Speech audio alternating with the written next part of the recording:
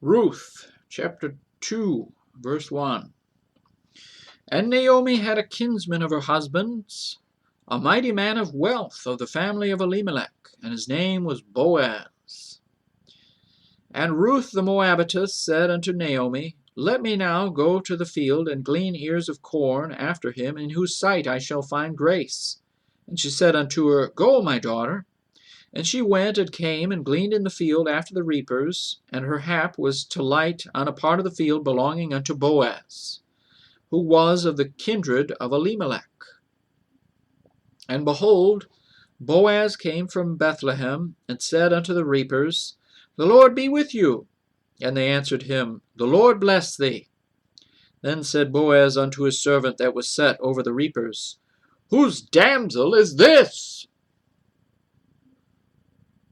And the servant that was set over the reapers answered and said, It is the Moabitish damsel that came back with Naomi out of the country of Moab. And she said, I pray you, let me glean and gather after the reapers among the sheaves. So she came, and hath continued even from the morning until now, that she tarried a little in the house. Then said Boaz unto Ruth, Hearest thou not, my daughter? Go not to glean in another field, neither go from hence, but abide here fast by my maidens. Let thine eyes be on the field that they do reap, and go thou after them. Have I not charged the young men that they shall not touch thee?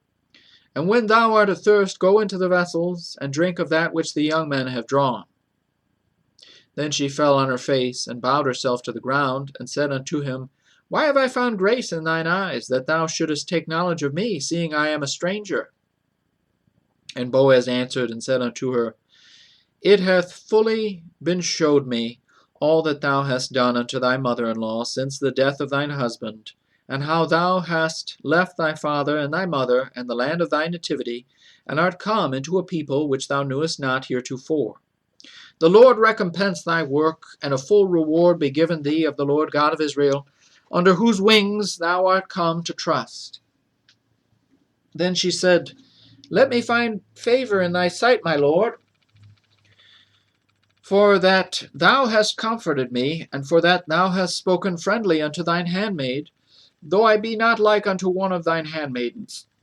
And Boaz said unto her at mealtime, Come thou hither, and eat of the bread, and dip thy morsel in the vinegar. And she sat beside the reapers, and he reached her parched corn, and she did eat, and was sufficed, and left. And when she was risen up to glean, Boaz commanded his young men, saying, Let her glean even among the sheaves, and reproach her not.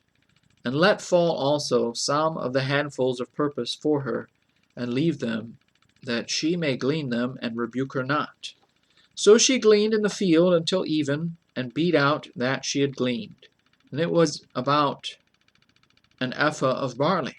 And she took it up, and went into the city, and her mother-in-law saw what she had gleaned, and she brought forth, and gave to her that she had reserved after she was sufficed.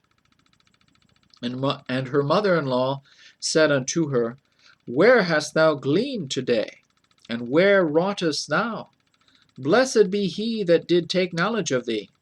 And she showed her mother-in-law with whom she had wrought, and said, The man's name with whom I wrought today is Boaz. And Naomi said unto her daughter-in-law, Blessed be he of the Lord, who hath not left off his kindness to the living and to the dead. And Naomi said unto her, The man is near of kin unto us, one of our next kinsmen. And Ruth the Moabitess said, He said unto me also, Thou shalt keep fast by my young men until they have ended all my harvest.